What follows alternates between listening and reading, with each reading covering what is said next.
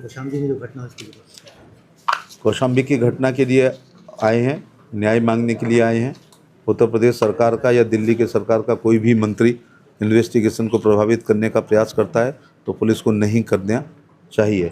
Number 2, समाज के लोगों की, प्रबुद्ध इलाहाबाद, प्रयागराज और कौशाम्बी के सामाजिक और राजनीतिक नेताओं की एक 1.5 घंटे वार्ता एडीजी साहब से कराई है और डीजी के निर्देश पर ही एडीजी यहाँ पर मिलने आए हैं। और हमारी मांग है कि एसआईटी से जांच हो, रीमेडिकल हो, 164 के बयान दोबारा हम लोग जाएंगे उसके लिए, उसके घर पर सुरक्षा बढ़ाई जाए। भूप नारायण पाल जिनको मुख्य अभियुक्त बनाया गया है, कौशाम्बी पुलिस को इतनी जल्दबाजी नहीं करनी चाहिए। किसके प्रेशर में कर रहे हैं, उन्हें क्षमा भी मांगनी चाहिए कि जिस व्यक्ति के ऊपर वो अवार्ड घोषित कर रहे हैं वो घटना वाले दिन पानीपत में पाए जा रहे हैं, जो कि 800 किलोमीटर है। उनके पास चार्टर प्लेन नहीं है कि वो आके घटना करके वापस चले गए, तो उनका नाम निकाल देना चाहिए। और इसी प्रकार से एक धर्मेंद्र पाल लड़का है, शायद उसकी भी लोकेशन वहाँ नहीं पाई जाती है।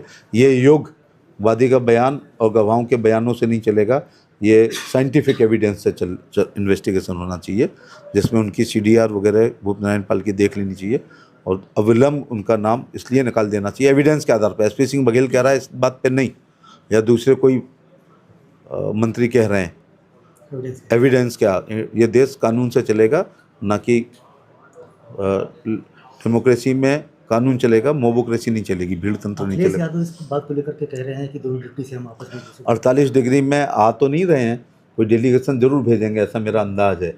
लेकिन धरती पुत्र मुलायम सिंह होते तो सख्त कार्रवाई करते, विपक्ष में होते तो आते।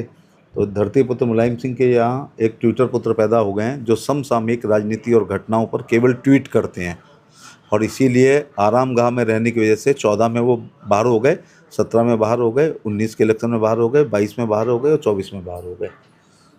इसलिए दुश्मन का दुश्मन हमारे दोस्त के सिद्धांत पर एक दुरभिसंधि राहुल गांधी, अखिलेश, ममता बनर्जी आदि कर रहे हैं, तो ट्वीट ना करें। अगर इतना ही दर्द है तो फिर आएँ और पूछें। और मैं विभिन्न राजनीतिक दल और सामाजिक लोगों से कहना चाहूँगा कि पीड़िता के घर ना जाएं, जाति विद्वेष ना फैलवाएं, और बलात्कार एक बार हुआ है, हर नेता को उससे पूछे क्या हुआ, तो ये मानसिक बलात्कार होगा।